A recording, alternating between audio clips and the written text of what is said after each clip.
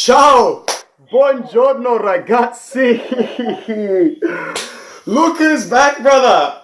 Thank you. Come stai? It's good to have you back, my man, but not on the best terms. Just before we get into it, shout out to our boy, the Don, the boss, Samer. Thanks for joining us, brother. Hey man, how you guys doing? Oh, bro, we've seen better days, and I'm sure we will see worse. We're coming at you live from Sydney, where Inter have just lost 0-1 to Eintracht Frankfurt. Our European dreams have come to an end. Our Champions League dreams came to an end a while back, and these ones have finished just as quickly as the Champions League ones finished. I'll start with you, Bruno. Welcome back. Your first video back. Your first words back for Inter Worldwide, brother. Talk to us. What's your reaction to Frankfurt? Fuck this. Simple as that.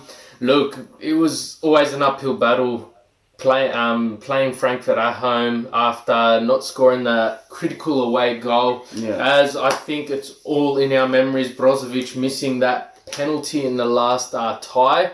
But in saying that, Martinez, he was out suspended.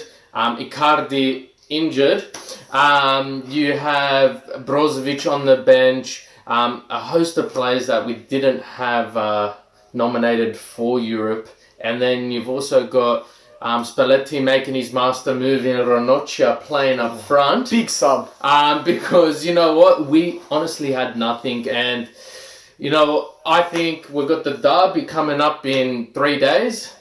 And we need something. For the first time in a long time, I'm going into the derby with 100% pessimism. Even under Mazzari, under Mancini, even in the temporary role I think Pioli had under us, I still went in with confidence and I still went in looking to enjoy it. But I can't bear the thought of a derby in 3 days. Samer, first of all, I know you're not happy with the fallout from Frankfurt. What are your thoughts about going out and crashing out of the Europa League? And how does that set the squad up for Monday, man? Oh man, where do we begin? Where do I begin?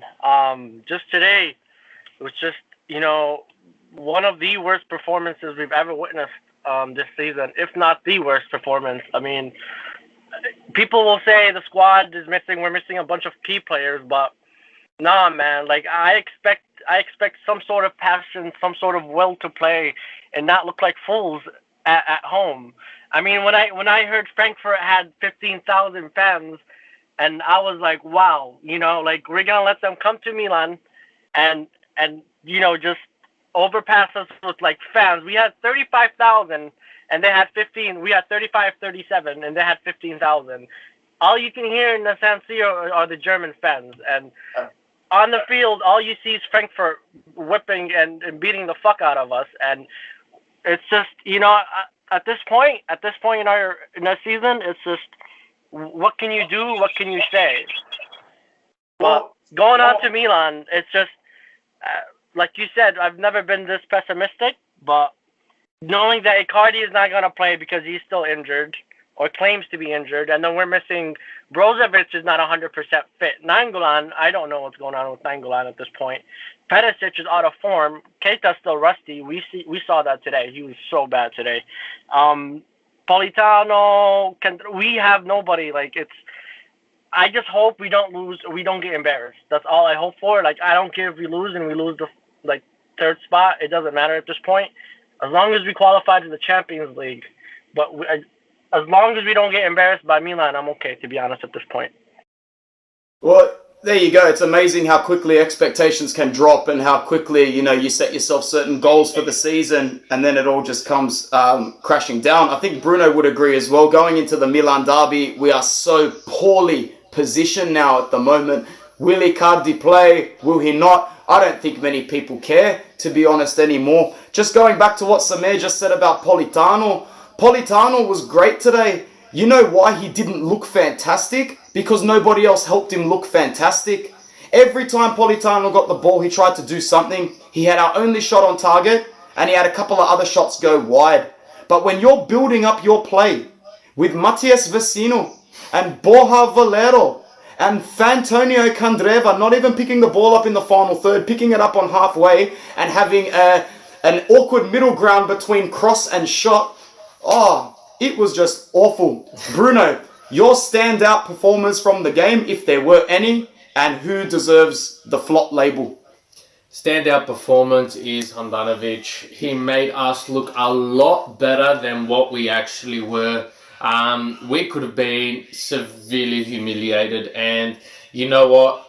The only goal we did concede was from an uncharacteristic defensive error by the Friday. So Handanovic made us look really good.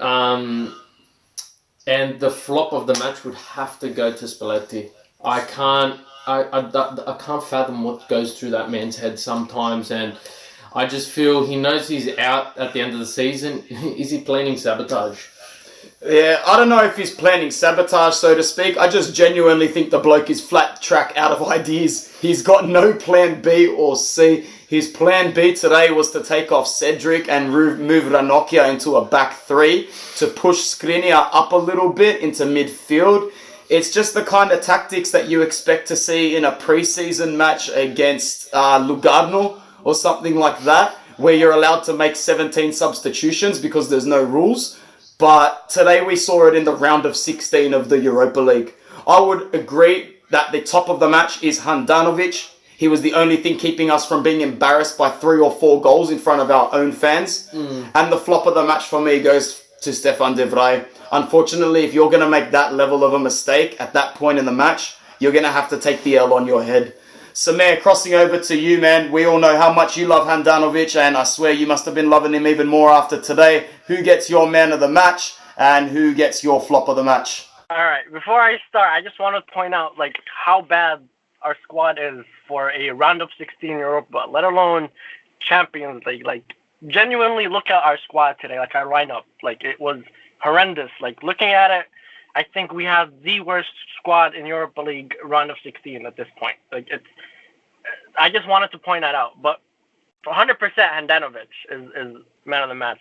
There's no doubt he saved us on multiple occasions. I think the score would have been 4-0 if it wasn't for Handanovic. And as for the flop, I would say Vecino, because he's useless. Having him on the pitch and not having him on the pitch makes absolutely no difference. I spoke to you, Anthony, before, during halftime. I told you that every time Borja Valero gets the ball, and then just look at Vecino's movement. He's always 2-3 yards away from Borja Valero. He never makes a run. He never bothers to pull away any player or pressure off Valero, or he just walks around the field. It's just, I don't understand why Spalletti has so much faith in this guy. Why did Inter even bother buying this piece of shit fucking midfielder? It doesn't make any sense. Spalletti had much of a choice.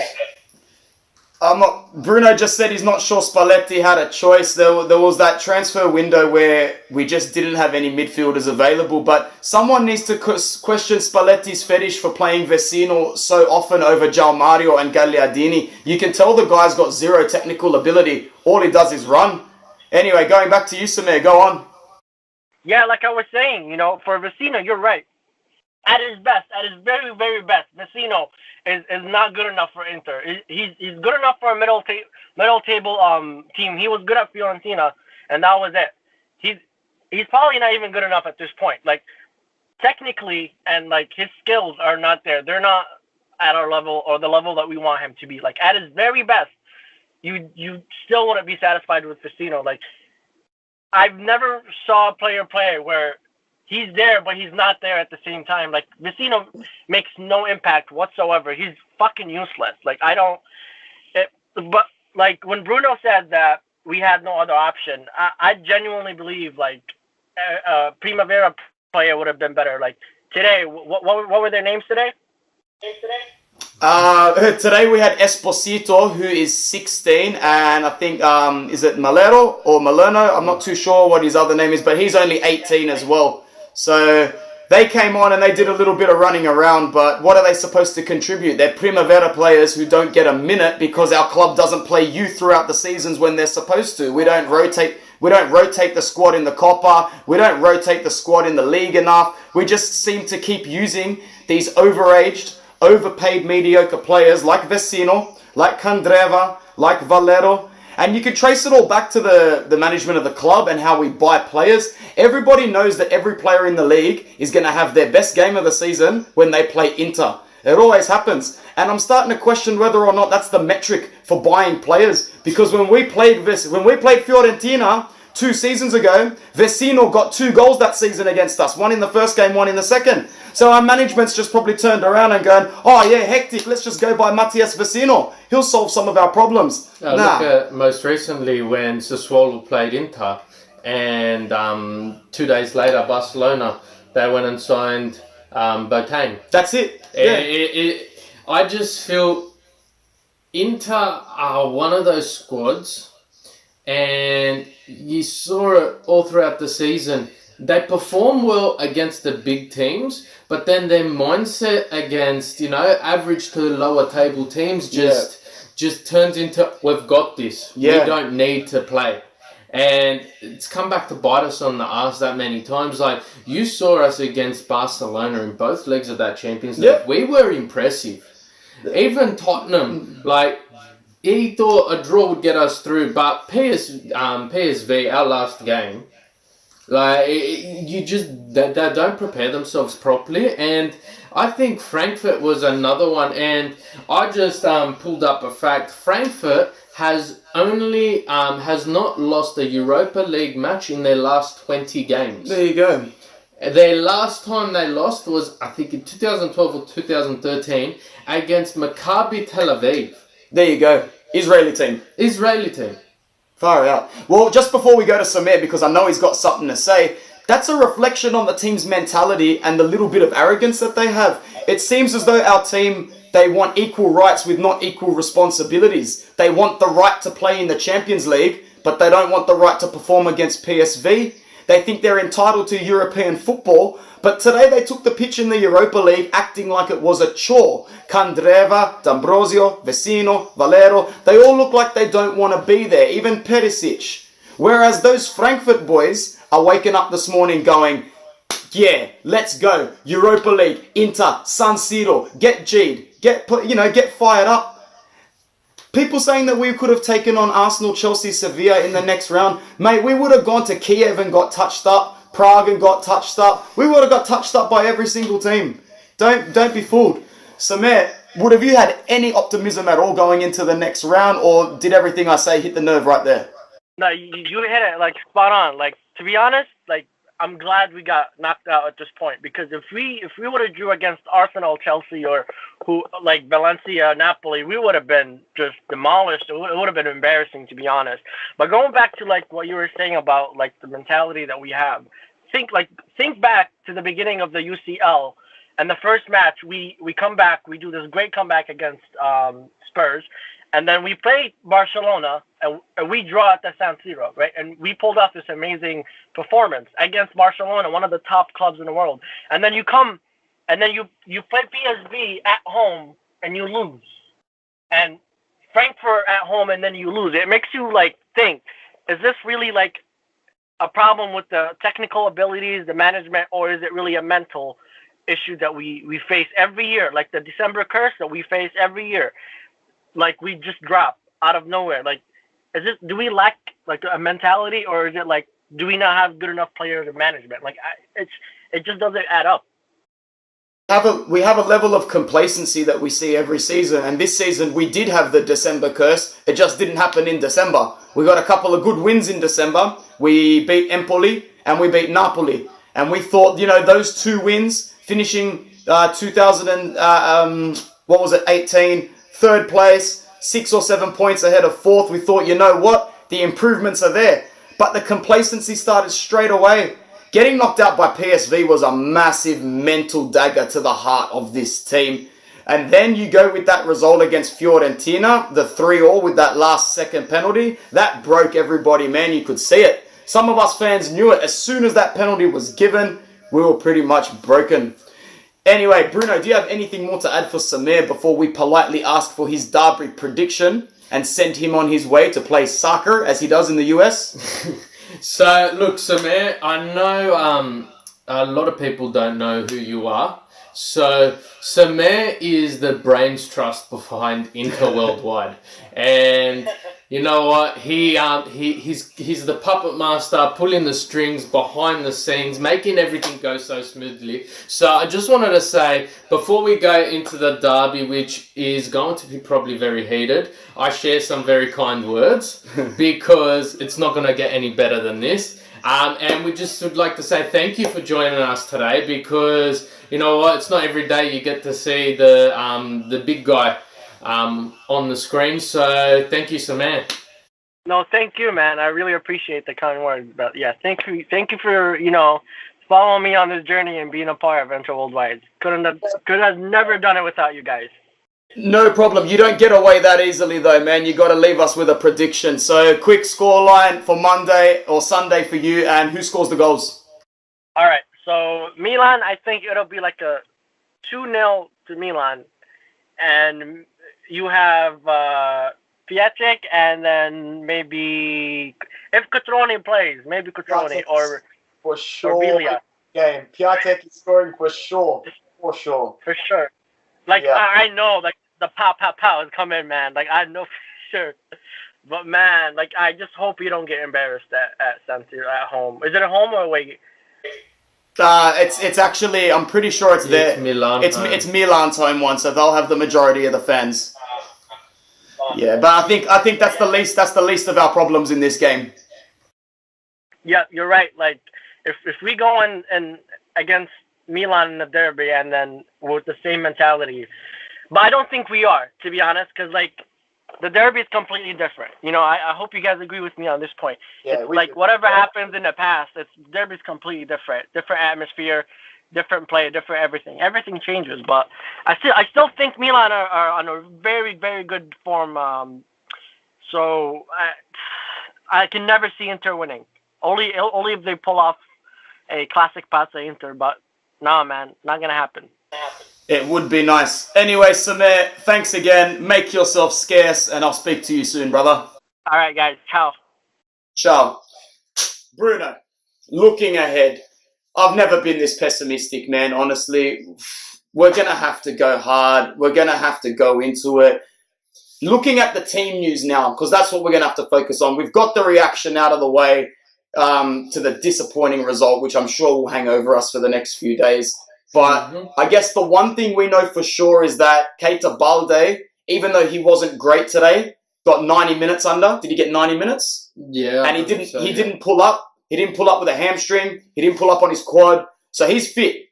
That's good. I didn't expect him to save us today. I'm really happy he's back, because he was just getting into form before he got injured, as is the case with all our players this season anyway. The other big thing, you want to talk about Brozovic? Okay, so Brozovic, he was listed on the team. I don't know if he was listed on the team because he didn't have anyone else to put there. But he was listed on the team. He's still 50-50 for the derby, which is a big hit for Inter. You have Martinez coming back. Yep. After missing the Frankfurt game due to suspension. Perisic, he looked a bit wobbly there. Towards the end, yeah. Towards the end, and you know what? We will need someone like Perisic on the field for that maturity, that the experience in the derby, because you look, Politano, Balde, how many derbies have they played? I think it's one. Just one. There you go. So you need someone like that. But in saying that, Nainggolan is still not looking 100% to be back. I can't see him coming back.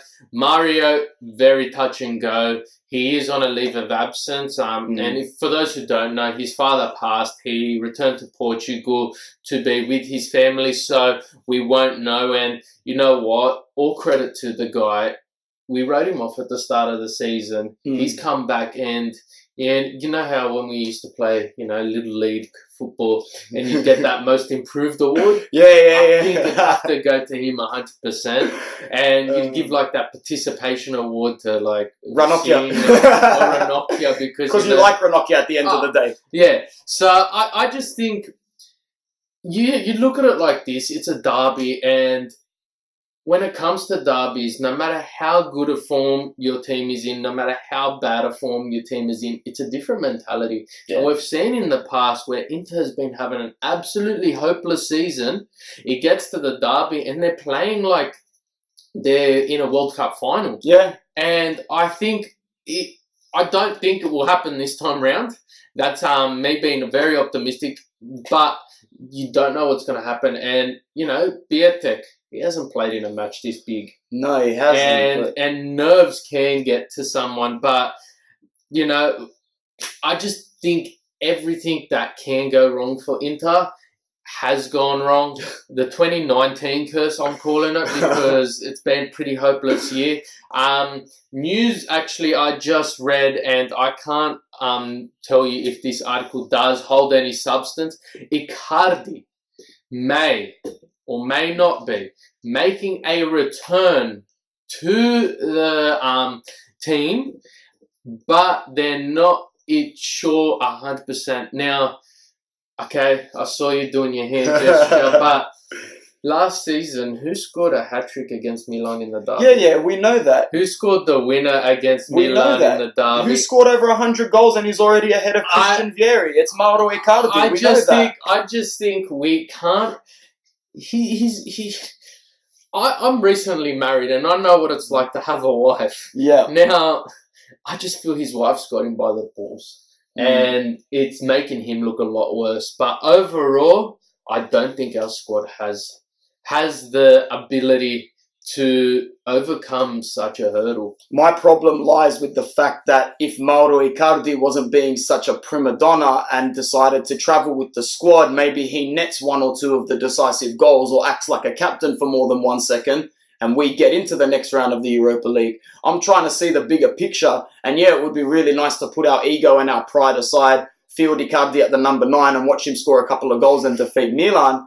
How much longer is this going to go on? If you're Beppe Marotta and you're Zhang and you've let it get to this point, I'd actually be cutting my losses now as Marotta and be like, you know what, Mauro, I've had enough of your shit. Sit on the bench. Stay on the bench. I've already called Perez. We've already got a deal in the background and we'll just piss you off at the end of the season. You can't go to Madrid. Woof. I don't know if he will. I don't know if he won't. Martinez, Bruno has said this a couple of times before. A great talent, has the ability to be a great player, but he's still making some immature decisions in his match. He likes to take that one risky touch too many to the left or to the right, a bit more of an extravagant turn, which might work half the time in a league like Argentina, where the defenders are basically not paying attention for 50% of the time.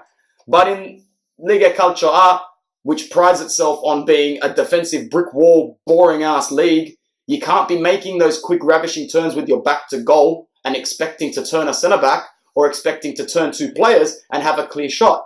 Different league, different game. Yeah. But he's learning, and you would have noticed in his last two performances, he is dropping back that extra 3 to 4 steps, collecting the ball, turning around and making a great dash at goal. Or he's picking the ball up and moving in another direction, which, if you haven't noticed, led to the 2 decisive penalties in the Europa League, and he should have taken that goddamn second one as well.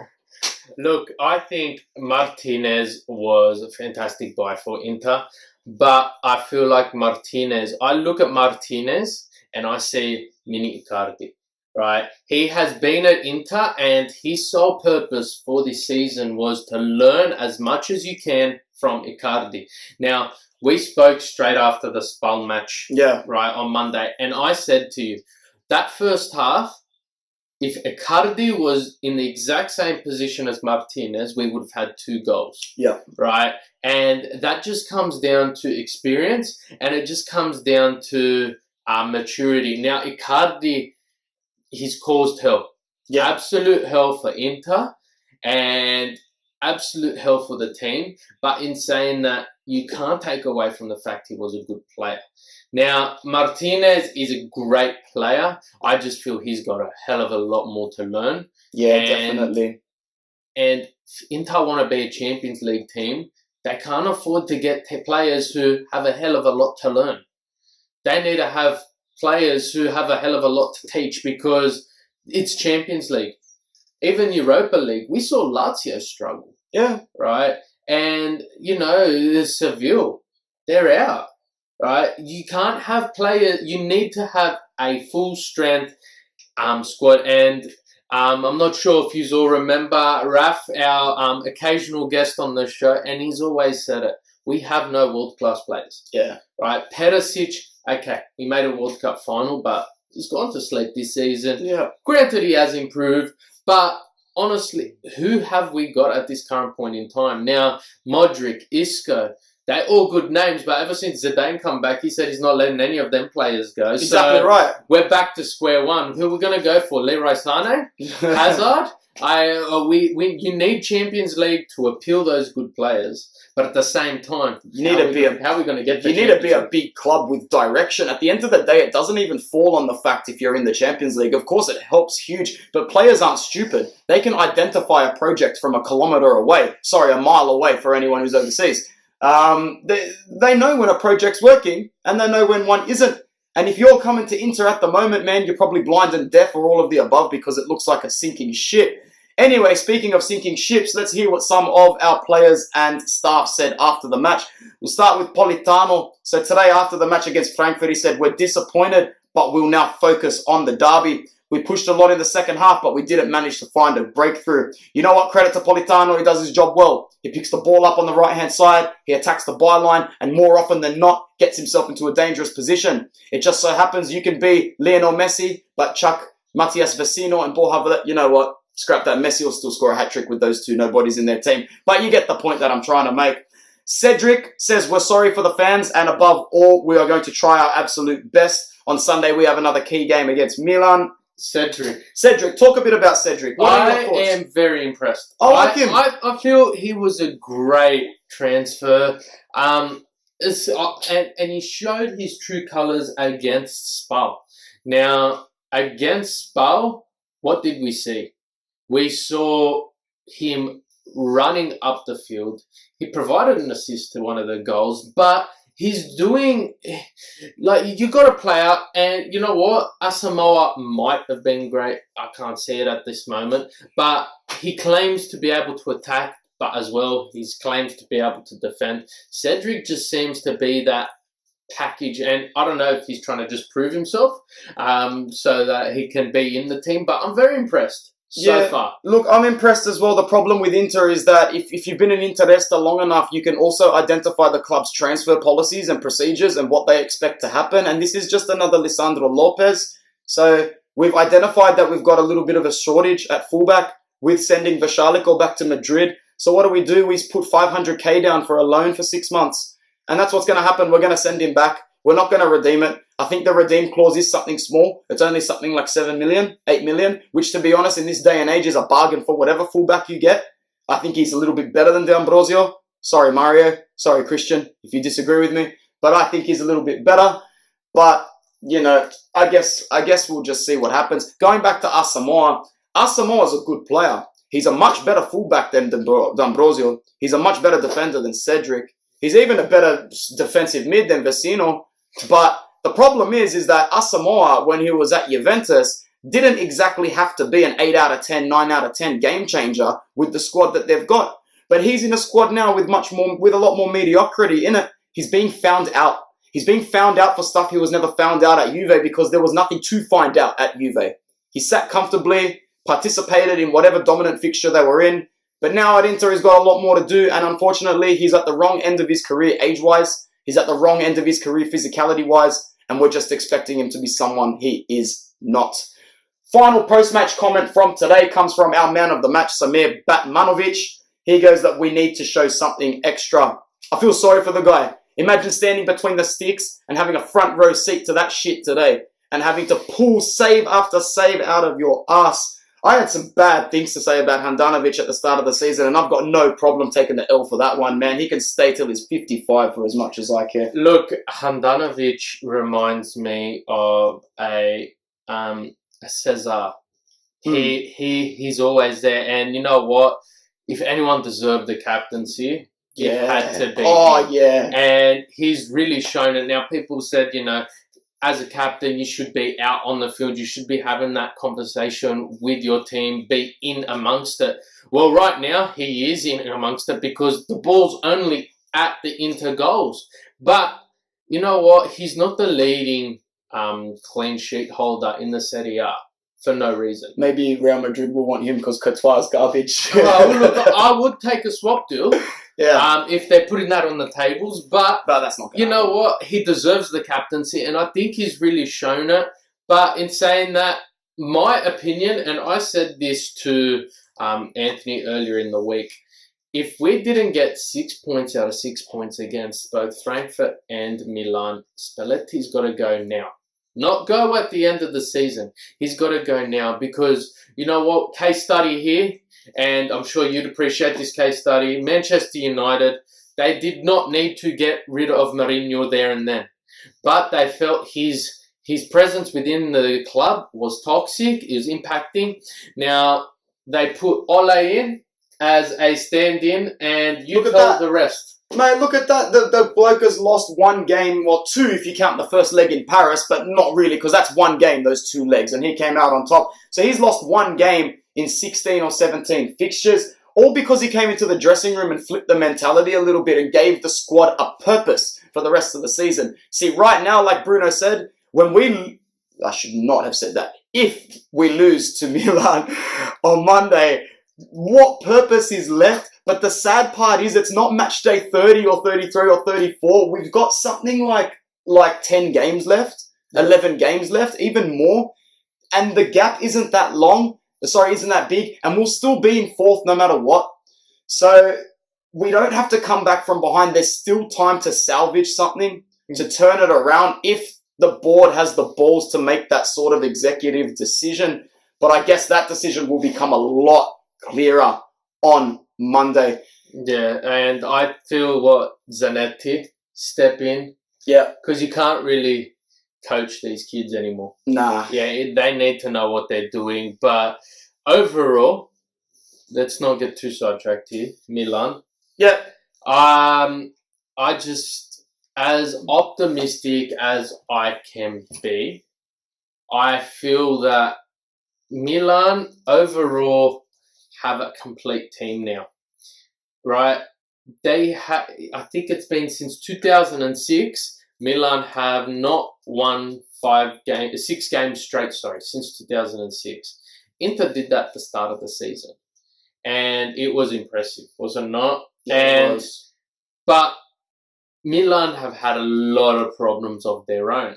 Now, Inter, we didn't have injury issues to the extent as what we do now. Yeah. Right? We had Nainggolan and Vesalico on and off, but the rest of the team was as, fit as anything. Now, we're going into this match and we've got an injury crisis amongst us. Now, we have our own chats and, 6 weeks ago you were saying you'd never redeem Politano. Now, looking at it now, we might have to.